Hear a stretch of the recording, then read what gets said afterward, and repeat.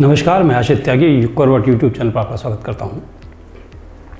खबरों के पोस्टमार्टम में दिल्ली के बजट पर चर्चा करेंगे। इसके अलावा 31 मार्च तक रविवार को भी बैंक खुलेंगे, इसकी वजह भी बताएंगे। और हथियारबंद गार्डों से लैस रहने वाले बाबा करौली के बारे में भी बात करेंगे। दिल्ली विधानसभा में वर्ष 2023-24 के लिए वित्त मंत्री कैलाश गहलोत ने बजट पेश किया। कैलाश गहलोत का ये पहला बजट है और दिल्ली सरकार का 9वां बजट है। मनीष सिसोदिया के इस्तीफे के बाद कैलाश गहलोत को वित्त मंत्रालय सौंपा गया था।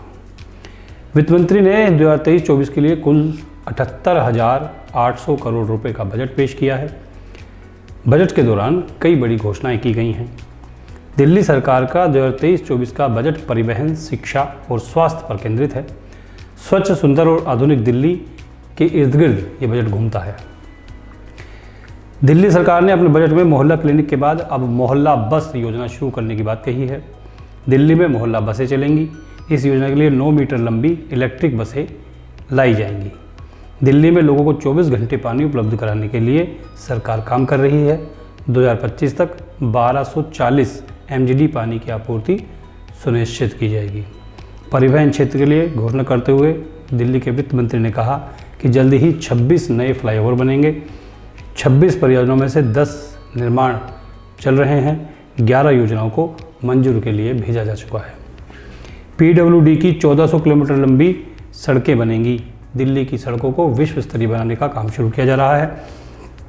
इसके लिए दिल्ली सरकार ने 10 साल में 20,000 करोड़ रुपए का लक्ष्य रखा है। दिल्ली सरकार ने बजट में 16,575 करोड़ रुपए शिक्षा के क्षेत्र के लिए आवंटित किए हैं। 350 स्कूलों में चरणबद्ध तरीके से कम 20 नए कंप्यूटर दिल्ली सरकार लगाने जा रही है। सभी शिक्षकों, वाइस प्रिंसिपल, प्रिंसिपल और DDES को नए टैबलेट गवर्नमेंट की तरफ से मिलेंगे। स्वास्थ्य के क्षेत्र के लिए 9,742 करोड़ रुपए दिए गए हैं। स्वास्थ्य क्षेत्र को मजबूत करने की दिशा में सरकार काम करेगी। दिल्ली में हॉस्पिटल बेड 14,000 से बढ़ाकर 30,000 किए जाने की योजना है और 38 नई एम्बुलेंस भी दिल्ली सरकार चलाने पर विचार कर रही है। इसके अलावा 12 नए अप्लाइड लर्निंग स्कूल शुरू करेगी दिल्ली सरकार। 2 साल में दिल्ली के तीनों जो पहाड़ हैं कूड़े के, उनका अंत करने की बात दिल्ली सरकार ने कही है। इसके अलावा दिल्ली सरकार हर घर को सीवर से जोड़ने की योजना पर भी काम कर रही है। यमुना को प्रदूषण मुक्त करने के लिए सीवरेज ट्रीटमेंट प्लांट की क्षमता बढ़ाई जाएगी। करीब 41% क्षमता बढ़ाने का लक्ष्य दिल्ली सरकार ने रखा है। वार्षिक क्लोजिंग के लिए RBI ने सभी बैंकों के लिए एक आदेश जारी किया है। बैंकों की सभी ब्रांचें 31 मार्च तक खुलेंगी। RBI ने बैंकों को अपनी ब्रांच 31 मार्च तक खोल कर रखने के आदेश दिए हैं। इससे अब रविवार को भी बैंकों में काम होगा। 31 मार्च के बाद लगातार 2 दिन यानी कि 1 और 2 अप्रैल को बैंकों में कामकाज नहीं होगा। RBI ने कहा है कि 31 मार्च को फाइनेंशियल ईयर 2022-23 खत्म हो रहा है। सरकार से जुड़े सभी ट्रांजैक्शंस इस तारीख तक सेटल हो जाने चाहिए। RBI ने कहा कि national electronic funds transfer NEFT और real time gross settlement RTGS system के जरिए होने वाले ट्रांजैक्शन 31 मार्च की रात 12 बजे तक हो जाने चाहिए। सरकारी चेक के कलेक्शन के लिए स्पेशल क्लियरिंग कंडक्ट किए जाएंगे, जिसके लिए department of payment and settlement system DPSS जरूरी दिशा निर्देश जारी करेगा। DPSS RBI के तहत आता है। सेंट्रल एंड गवर्नमेंट के ट्रांजैक्शन की रिपोर्टिंग के लिए रिपोर्टिंग विंडो 31 मार्च को 1 बजे तक खोले जाएंगे। अगर आपने अपने पैन को आधार से लिंक नहीं किया है तो 31 मार्च 2023 तक ज़रूर करा लें। ऐसा नहीं करने पर आपका पैन इनएक्टिव हो जाएगा, निष्क्रिय हो जाएगा। Central board of director taxes 30 जून के बाद पैन को आधार से लिंक करने के लिए 1,000 रुपये फीस वसूलेगा। तो ये जानकारी आपके लिए बहुत महत्वपूर्ण थी। अपने पैन को आप ज़रूर लिंक करा लें। आजकल कई बाबा चर्चा में हैं। जो नई चर्चा पाए हैं, चर्चित हुए हैं बाबा, उन्हें कहते हैं करौली बाबा। कानपुर में मारपीट के आरोप के मामले में करौली बाबा चर्चा में है। इनका असली नाम डॉक्टर संतोष भदौरिया है। इन्होंने 3 साल में करोड़ों का साम्राज्य खड़ा कर लिया है। बिधुनु में बने 14 एकड़ के आश्रम में बाबा ऐशो आराम के साथ रहते हैं। करोड़ों की संपत्ति पर अब ईडी की नज़र है और पुलिस की ओर से एसआईटी गठित कर दी गई है।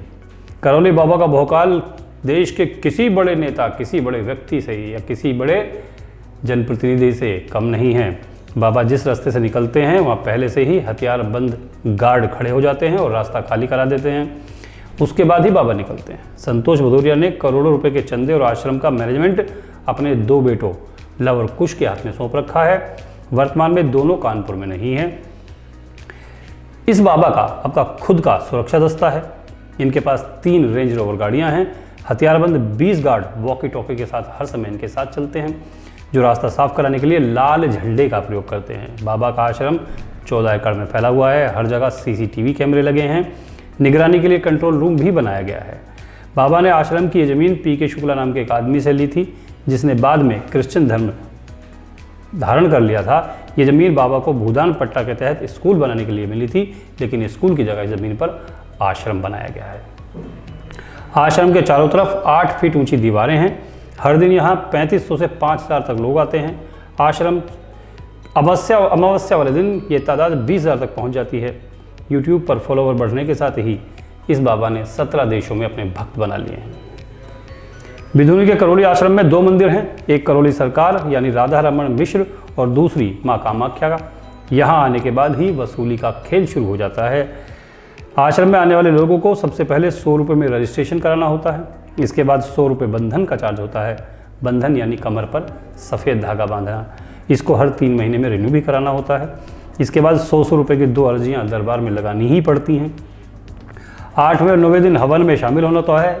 इसके लिए 6200 रुपये लगते हैं, यानी यहाँ आने वाले हर शख्स को कम से कम 6600 रुपये तो खर्च करने पड़ते ही हैं। अगर यहाँ कोई हवन कराना चाहता है तो आश्रम की तरफ से 3500 रुपये की हवन की किट दी जाती है। लोगों को कम से कम 9 हवन करने ही होते हैं, जिसका खर्च 31,500 रुपये होता है। अगर आप 9 दिन तक वहाँ रुकते हैं, खाना पीना आपका होता है, उसका खर्चा अलग से आता है। जो लोग 9 दिन हवन नहीं कर सकते, उन्हें जल्दी इलाज चाहिए, उनका 1 दिन का खर्च 1,51,000 रुपये है।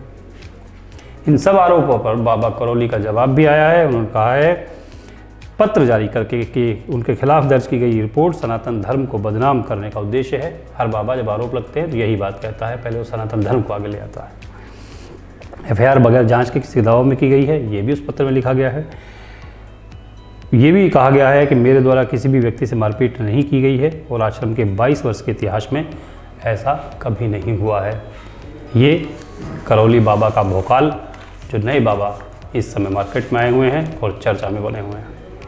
ये था आज का खबरों का पोस्टमार्टम। अब बुलेटिन। चैत्र नवरात्र आज से शुरू हुआ है। उत्तर प्रदेश सरकार ने नवरात्र पर विशेष आयोजन करने के निर्देश दिए थे। इसी के तहत जिला स्तर पर दुर्गा सप्तशती पाठ दिल्ली गेट देवी मंदिर में किया गया, जिसमें जिलाधिकारी आर के सिंह और विधायक अतुल गर्ग शामिल हुए। उत्तर प्रदेश सरकार के निर्देश पर जिला प्रशासन द्वारा आज से दिल्ली गेट स्थित देवी दुर्गा मंदिर में दुर्गा सप्तशती पाठ का शुभारंभ कराया गया है। 11 ब्राह्मणों द्वारा दुर्गा पाठ का वाचन मंदिर परिसर में शुरू हुआ। इस अवसर पर जिलाधिकारी आर के सिंह, विधायक अतुल गर्ग, समाजसेवी ललित जायसवाल ने कार्यक्रम में शिरकत की और माँ देवी का आशीर्वाद लिया।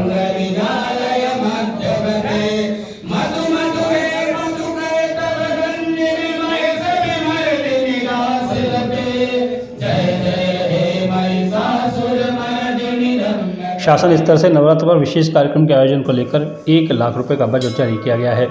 इस विशेष कार्यक्रम के तहत प्रतिदिन देवी मंदिर में दुर्गा सप्तशती का पाठ कराया जाएगा। अष्टमी नवमी पर भजन संध्या होगी। कार्यक्रम में शहर विधायक अतुल गर्ग ने कहा कि नवरात्र सिर्फ देवी पूजन नहीं बल्कि शक्ति पूजन का समय है। कार्यक्रम में शहर विधायक अतुल गर्ग ने कहा कि नवरात्र पर सिर्फ देवी पूजन नहीं बल्कि शक्ति का पूजन भी होता है। मंदिर के महंत गिरीशानंद गिरी ने सभी का स्वागत किया। ब्यूरो रिपोर्ट, न्यू करवट। HLM कॉलेज में 24 मार्च को फेस्टा 2023 मनाया जाएगा। इसमें नृत्य, संगीत, साहित्य और ललित कला पर आधारित कार्यक्रम होंगे। कॉलेज के वार्षिक उत्सव में स्टार सिंगर और रैपर किंग भी अपनी आवाज़ का जादू बिखेरेंगे। HLM ग्रुप ऑफ इंस्टीट्यूशंस ने 24 मार्च को अपने वार्षिक फेस्ट HLM फेस्टा 2023 की मेज़बानी की तैयारी पूरी कर ली है। HLM फिएस्टा 2023 में नृत्य, संगीत, साहित्यिक कार्यक्रमों और ललित कलाओं जैसे विभिन्न क्षेत्रों से प्रतिभावान छात्र इस उत्सव में अपनी प्रतिभा का प्रदर्शन करेंगे। आयोजन में स्टार सिंगर और रैपर किंग अपनी आवाज़ का जादू बिखेरेंगे। उनके दीवाने रैपर किंग की झलक पाने को बेताब हैं। हम एनवायरनमेंट कैसे क्रिएट करें, हम उसके लिए अब सॉल्व कर रहे हैं। तो आज का फेस्ट भी उसी डायरेक्शन की तरफ है। HLM फेस्ट किंग तो आप जानते ही हैं, मुझे बताने की ज़रूरत नहीं है। किंग आ रहे हैं परफॉर्मेंस के लिए, लेकिन उसके साथ साथ हमने और भी कई चीज़ें करी हैं। हम 6 कॉम्पिटिशन्स कर रहे हैं, जिसमें हम अपने बच्चे ही नहीं, बाहर के बच्चों को भी बुला रहे हैं, ताकि एक मिंगलिंग हो सके, एक पीयर लर्निंग हो सके। Mister and miss HLM fiesta 2023 भी HLM के वार्षिक उत्सव की प्रस्तुति होगी। HLM ग्रुप ने गायक और रैपर किंग को संगीत समारोह के स्टार आकर्षण के रूप में आमंत्रित किया है, ताकि उपस्थित लोगों का भरपूर मनोरंजन हो सके। जो आसपास के हमारे नेबरिंग कॉलेजेस एंड स्कूल्स है, जो हमारा सपोर्ट सिस्टम है, वो भी पार्टिसिपेट करेंगे इन कॉम्पिटिशन्स में। करीब 300 से ज़्यादा बच्चे हमारे स्कूल्स के पार्टिसिपेट करेंगे परसों के दिन, जिसके लिए आई एम वेरी एक्साइटेड। उसके साथ हम NGO से भी कोलैबोरेट कर रहे हैं, जिनके बच्चे हमारे साथ आएंगे और एक कार्निवल में भी हम फोकस करेंगे। कार्निवल जैसे थोड़ी शॉप्स एंड स्टाफ, जहाँ लोकल बिजनेसेस भी आएंगे, साथ ही साथ हमारे बच्चे भी स्टॉल्स लगाएंगे। HLM ग्रुप ऑफ इंस्टीट्यूशन की CEO तन्वी मिगलानी ने कहा कि HLM फिएस्टा 2023 बहुप्रतीक्षित कार्यक्रम है, जिसमें HLM समूह के छात्र भाग लेंगे। बच्चों और युवाओं को अपनी प्रतिभा और कौशल प्रदर्शित करने के लिए एक योग्य मंच देने की तैयारी की गई है। ब्यूरो रिपोर्ट, युग करवट। गोल्डन स्टार पब्लिक स्कूल ने वार्षिक उत्सव मनाया। इस अवसर पर छात्र छात्राओं के साथ अभिभावक भी शामिल हुए। यहाँ विजेताओं को पुरस्कार भी दिए गए।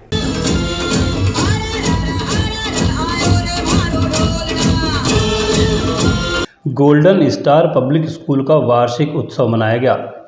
वार्षिक उत्सव में छात्र छात्राओं के साथ अभिभावक भी शामिल हुए। कार्यक्रम के मुख्य अतिथि युग करवट के एडिटर इन चीफ सलामत मियां रहे। यहाँ स्कूल के छात्र छात्राओं ने अनेक सांस्कृतिक कार्यक्रम प्रस्तुत किए। कार्यक्रम में best teacher, best parents, best performer आदि अवार्ड भी दिए गए। अभिभावकों ने कार्यक्रम की जमकर सराहना की। ब्यूरो रिपोर्ट, युग करवट। पूनम कौशिक को गाजियाबाद की पहली महिला बाइक मैकेनिक के रूप में जाना जाता है, लेकिन आज पूनम हताश और निराश है, क्योंकि किसी ने उसकी दुकान में आग लगा दी। लोग पूनम की मदद करने के लिए आगे आ रहे हैं और सोशल मीडिया पर अपील भी कर रहे हैं। आंसू बहाती ये वही पूनम है जिसे कुछ समय पहले लोगों की सराहना और मीडिया की वाहवाही मिली थी।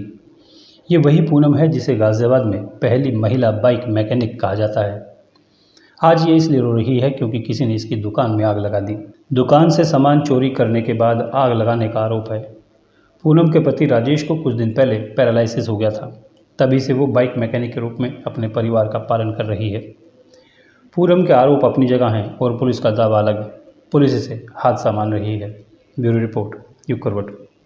लोनी के हकीकतपुर उर्फ खुदाबास में कार्यक्रम किया गया। कार्यक्रम का आयोजन वॉइस ऑफ खाकी संस्था द्वारा किया गया। इसमें लोनी के पूर्व चेयरमैन मनोज धामा मुख्य अतिथि के रूप में शामिल रहे। संस्था महिलाओं को और बच्चों को मार्शल आर्ट जैसे खेल सिखाती है।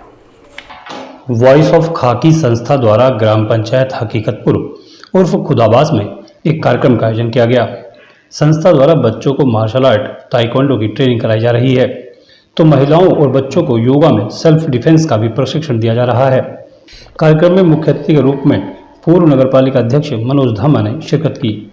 समिति के पदाधिकारियों ने मनोज धामा का फूल माला पहनाकर स्वागत किया। इस अवसर पर मनोज धामा ने कहा कि वॉइस ऑफ खाकी एक जागरूक संस्था है जो समाज के विभिन्न वर्गों के बच्चों और महिलाओं को सेल्फ डिफेंस की ट्रेनिंग दे रही है। देश हित में कहूँ या पुलिस के लिए जिस तरह की उनकी सोच है, मैं पूरी टीम को बधाई देना चाहता हूँ, उनका सम्मान करना। और वाकई हम लोग को खाकी का सम्मान करना चाहिए। जो हमारी सुरक्षा कर दें तो उनका सम्मान करने का दायित्व हम सब लोगों का बनता है। सबसे बड़ी उन्होंने बच्चों का उत्साहवर्धन करते हुए कहा कि ये बच्चे हमारे देश का भविष्य हैं। इसके बाद मनोज धामा ने सभी प्रशिक्षित बच्चों को ट्रॉफी और प्रशस्ति पत्र देकर सम्मानित किया। ब्यूरो रिपोर्ट, युग करवट। IPS अधिकारी रामबदन सिंह पर गंभीर आरोप लगे हैं। सारे आरोप उनके नोएडा में CO रहने के दौरान के हैं। इन आरोपों पर रामबदन सिंह ने कहा है कि मामले की सच्चाई से जांच होगी तो सबको सब पता चल जाएगा। मैं तो उस बारे में यही कहूँगा कि इसकी सच्चाई से जांच हो जाएगी तो सब पता चल जाएगा, और इसके अलावा मैं कुछ नहीं कह सकता उसमें। कोरोना के समय बहुत भयावह समय जो था, आम लोगों के साथ साथ बहुत से पत्रकारों की भी जान गई थी। कोविड से मरने वाले पत्रकारों की याद में गौतम बुद्ध नगर में राष्ट्रीय पत्रकार स्मारक बनाया गया है। इस पर देश के उन सभी पत्रकारों के नाम हैं जो कोविड के दौरान जान गंवा चुके हैं। इसका निर्माण नोएडा मीडिया क्लब ने कराया है। पुलिस कमिश्नर लक्ष्मी सिंह ने राष्ट्रीय पत्रकार स्मारक का निरीक्षण किया। जल्द ही इसका उद्घाटन भी किया जाएगा। तो आज के लिए बस इतना ही। गाजियाबाद और आसपास की खबरों के लिए देखिए युग करवट, और विस्तृत रूप से पढ़ने के लिए पढ़िए युग करवट समाचार पत्र। युग करवट यूट्यूब चैनल को सब्सक्राइब करें, वीडियो को लाइक करें और कमेंट कर अपनी राय ज़रूर दें। आपकी राय, आपके कमेंट हमारे लिए बहुत महत्वपूर्ण है। नमस्कार।